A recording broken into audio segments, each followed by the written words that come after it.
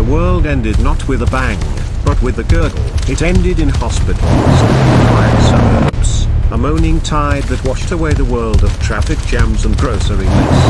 My name is Arthur, and I am a survivor in this new, shattered world. My companion is Bowfellow. Bowfellow wasn't always a zombie. Before the turn, he was my neighbor, a retired plumber with a loud laugh and an even louder collection of Hawaiian shirts. Now, he's a zombie, a slow, shambling, perpetually groaning zombie. He's also my best friend. It sounds insane, I know, but Bowfellow likes a broken bar different. He has a low, rumbling awareness. He doesn't try to eat me. He follows me, a loyal, decaying shadow, I think. In the static of his ruined mind, there's a faint signal of the man he used to be, a flicker of memory tied to me, the guy he used to wave at over the fence. So when I walk, he shambles behind.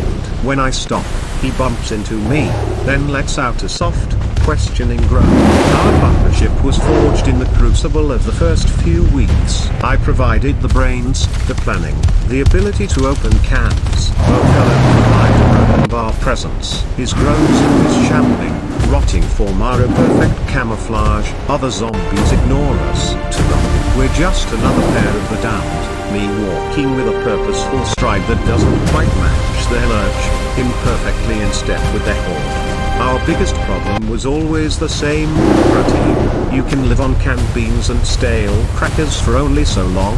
And I saw him, a zombie lion. He must have escaped from a zoo or a private menagerie. He was a magnificent, terrible sight. His tawny mane was matted with blood and dirt. One of his eyes was a milky white, and his movements were the same jerky, relentless shamble as the human zombies. But he was a predator. Even in Undeath, he'd roam the outskirts of the city, and the smaller zombies, the Bowfellow types, would just a broken bar get out of his way, a shambling apex predator. That's when the insane idea struck me. Why hunt, when I could get the hunter to hunt for me? It started with the rabbits. The suburbs had gone wild, and rabbits were everywhere. I'd find a fresh carcass, something small and dead, and drag it near the lion's patrol route. Then, Bowfellow and I would wait. When the lion shambled over to investigate the free meal, Bowfellow would let out a long, low groan. The lion, recognizing the sound of another undead creature, would ignore him and focus on the rabbit. It worked for weeks. We'd follow at a safe distance as the lion, his hunger peak but not sated by the tiny morsel, would wander. His presence was a terror to the wildlife. Deer would bolt, but their panic was their undoing. The lion, with a zombie's tireless persistence, would follow. He'd corner them, and his powerful, undead jaws would do the rest. Our job was simple: wait for the lion to make a kill, then Bowfellow and I would move in. The lion, his hunger temporarily abated, would be sluggish. Bowfellow would shamble forward, groaning softly, a fellow member of the undead come to share the spoils. The lion, seeing no threat, would allow him to get close. While the lion was focused on Bowfellow's familiar, rotting face, I would sneak around from behind, dart in, and carve off a haunch or a slab of flank with my hunting knife. Then, we'd retreat, leaving the lion with the rest of his kill. It was a partnership built on the ultimate misunderstanding. The real test came during the zombie fish. We were near a reservoir, hoping the lion might try for a deer coming down to drink.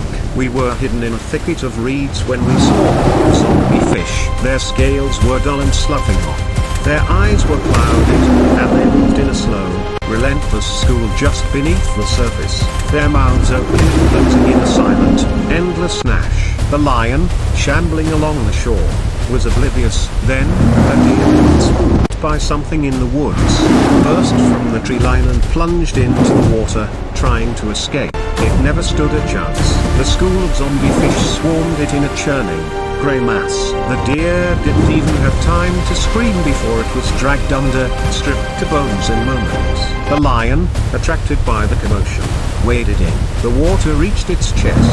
The fish, their hunger now at a fever pitch, turned on the new, larger presence. They swarmed the lion, their useless, snapping teeth rasping against its thick hide. The lion, unfeeling, swiped at the water with its massive paws, sending a few of the rotten fish flying onto the the bank, where they flopped uselessly. It was a stalemate. The fish couldn't really hurt the lion, and the lion couldn't catch the fish. And there, flopping in the mud, was our dinner. Fresh, normal, delicious fish, not zombie fish. The ones the lion had batted ashore were the infected ones, but their attack had stirred up the bottom of the lake and driven the healthy fish into a frenzy. They were leaping, trying to escape the chaos. I saw my chance. I grabbed the long, sturdy branch. Bowfellow, seeing my excitement, let out a series of excited groans. I crept to the water's edge, away from the battling titans of Undeath. Using the branch,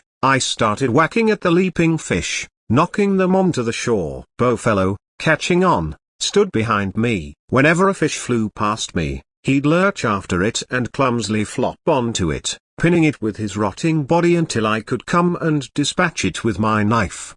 We worked as a team, me with the strategy and the branch, him with his undead tenacity and complete lack of fear. Within an hour, we had a dozen beautiful, silverfish flopping on the bank, a world away from the zombie lion and its rotting fish foes. As the sun began to set, casting long shadows across the reservoir, their zombie lion finally grew bored of the deadlock and shambled back onto the shore, dripping and forlorn. It glanced our way, saw Bowfellow standing guard over our pile of fish, groaned, and continued on its way. I looked at Bowfellow. His jaw was hanging loose, one of his arms was covered in fish slime, and a small, silvery scale was stuck to his forehead. He let out a long, rumbling groan that, after all this time, I could have sworn sounded satisfied. I picked up two of the biggest fish. "Come on, buddy," I said.